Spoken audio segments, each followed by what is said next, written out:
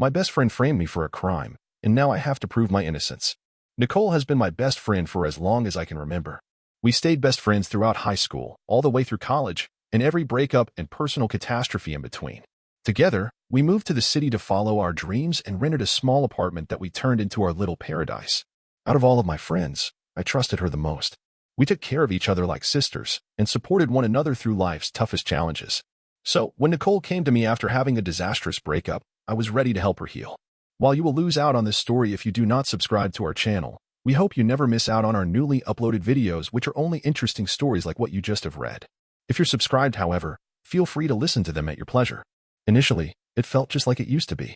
Nicole moved into my spare room, and just like that we got back into our routine.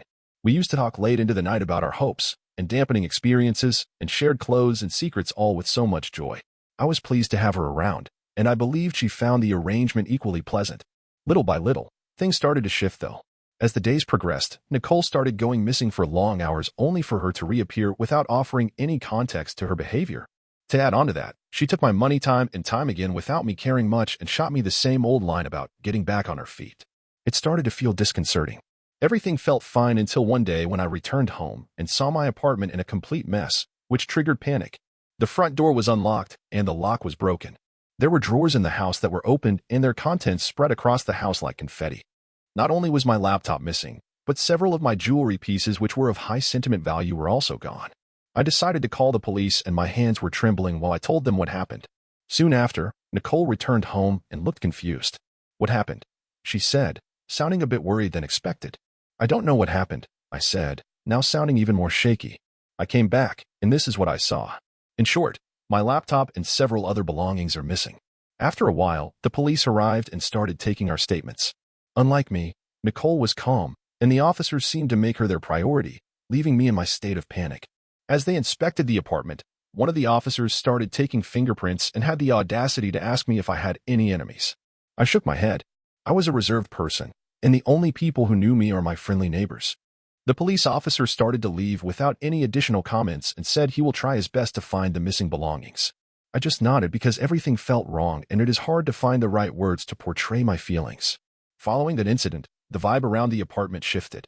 Nicole was always encouraging, helping me tidy up and providing words of solace. But there was something about her look that blindsided me, an episode that seemed to carry ice guilt. That settled deep inside me, but I told myself she was my best friend. She wouldn't hurt me. /in, then everything shifted for the worse. The police were knocking again at my door a week later. They had a warrant this time. These officers started rummaging through my apartment yet again. Everything was taken out and arranged in a horrendous order. I sat there in disbelief as they began to pull out a multitude of things from my closet, things lacking any semblance of familiarity to me. Transformative jewelry, electronic devices, and cash tucked between envelopes. The officers were sizing me up, and I could tell their expressions were dark.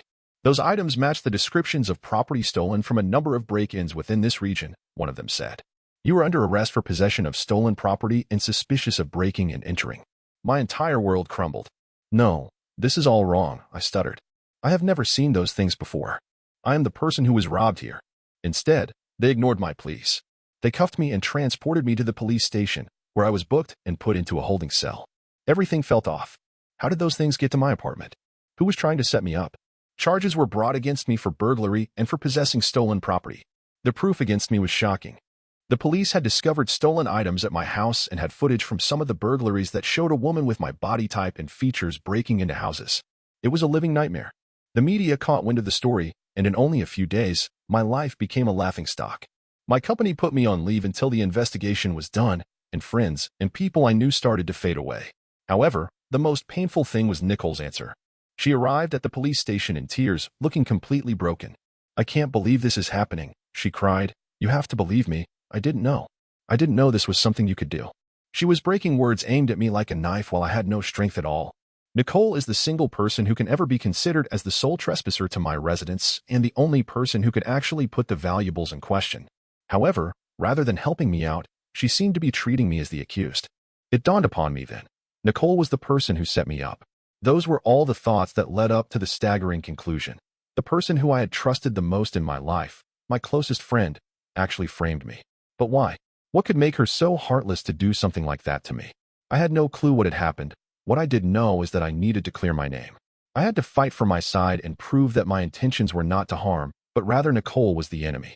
After spending a ruthless night in jail, cashing the bail made my release quite easy. When all was said and done, I felt like an utter failure. The job that I held with such pride and my reputation all vanished. Most disturbingly, my family, the ones that should have supported me in this time of trouble, seemed confused and concerned at the same time.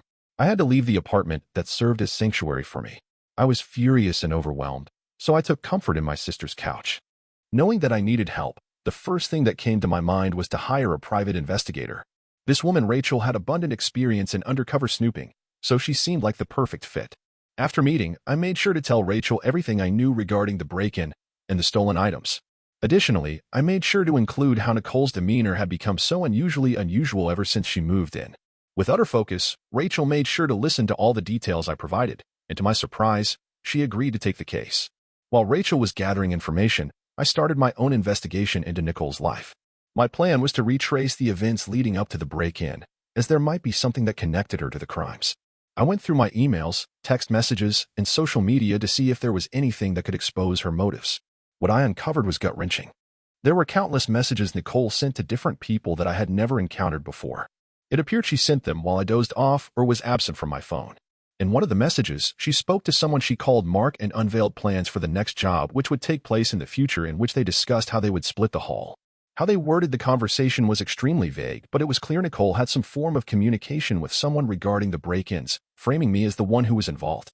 So, I went on to speak with Rachel next, who tried to find out more about Nicole's connections. She found out that a few financial issues like debts were well associated with her name for several years. Appears a few petty crimes were linked to her name, and Nicole was using multiple names, changing addresses, and sometimes even aliases for addresses. It is now clear that Nicole was living a double life which I had absolutely no clue about. However, this information alone still could not win us the court case without solid backing evidence. Rachel recommended monitoring Nicole to catch her in the act. It was a sketchy decision, but I wanted the truth. So I took the leap with Rachel. I wanted to show her what the world wanted to see. In my apartment, which I temporarily moved back into to sort out my affairs, we placed hidden cameras. I proceeded to set Nicole in the loop, pretending to be her friend who was lost and shocked, which was extremely difficult, but was essential for her to give in. The waiting game commenced for Rachel and I. We began watching the footage for any chance that Nicole might make a mistake. I waited a whole week and saw nothing. I started doubting the plan. Did Nicole possess too much intelligence and could not be caught? Then one night, I saw on the camera that Nicole used a key she was not meant to have and entered my house. She went directly to my closet and started going through my personal items. Nicole pulled a small box from the back of the closet and, to my astonishment, did not bother closing the door. Rachel and I monitored/downloaded the footage from a nearby surveillance van. We saw as she opened the box to reveal more stolen property, items that were listed missing during the recent burglary. Nicole swiftly stuffed the rest of the items into her bag. We instantly contacted the police. Okay, maybe it was not that simple, but this time they came with a warrant, so it was much easier. They caught Nicole at the scene of the crime. She attempted to lie and claim she was assisting me in moving, but the truth was she was aiding a delusional psychopath. The evidence was too much. They arrested her then and there. I was able to sigh a bit of relief. The person who blamed me was now caught, and the truth was beginning to be uncovered. Nicole's arrest resulted in a media stir. Framing her best friend to hide her crimes certainly did raise eyebrows, but the details of her betrayal are far worse. She pulled off a string of burglaries while hiding out in my apartment at the same time. Her strategy was to place the blame on me, and once the heat was off, make a clean getaway with everything that she stole. In her interrogation, Nicole cleared her throat and spilled everything. From hiding out in my apartment to letting me take the fall for her crimes, it's really quite foul. She carefully set her trap with the knowledge that I would trust her beyond reason. I felt everything all at once, including relief. But my main feeling during this entire epiphany is a fantastic burden of betrayal. Nicole was my closest friend and someone who I thought had my back. Being backstabbed by my closest friend has given me deep emotional scars, which are sure going to take time to mend. Once Nicole confessed along with the evidence Rachel and I had collected, I was free from any accusations. My record has been cleared. But to piece my life back together was a different obstacle. My reputation was in tatters, I was unemployed, and regaining trust from my friends and coworkers was nearly impossible. Everyone was remorseful, but having the label criminal suspect cast a dark shadow over how I interacted with people. Nicole was convicted of her offenses and is now doing time. I remember her being so apathetic during her trial. I had believed that the Nicole I had known for all those years was a deep-rooted lie, but rather that was the surface of someone so narcissistic and manipulative. I didn't feel triumphant while seeing her in the handcuffs. Instead, it was pure sorrow towards the friendship that was obliterated. Now that the worst is over, I shifted my focus towards rebuilding my life. It was tough. I had to sort out a new family, a new job, a new place to live, and figure out a way to trust people again. Despite the betrayal, my family and a few close friends were always there to support and love me. Nicole's betrayal was a place where I felt supported, but it was still a detriment. I did develop therapy for a while to try and cope with the trauma and do a deep dive on how I failed to see the signs. It was a long journey, but each day gave me tapes upon tapes of normality. Rachel, the private investigator, who was in charge of the case, soon became a close friend. She had followed the case, and being with me during my fight for justice helped her further understand how important the situation was to people like me.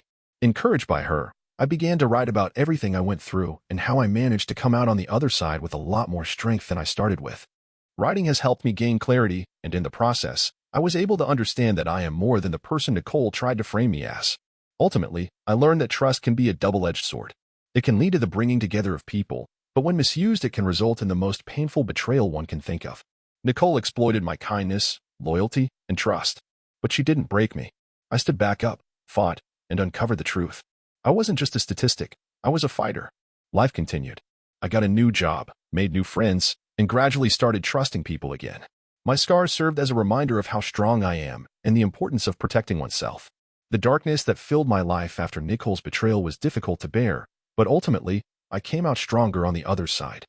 There's a safe deposit box with my name on it. I never opened it, and now it holds the key to my past.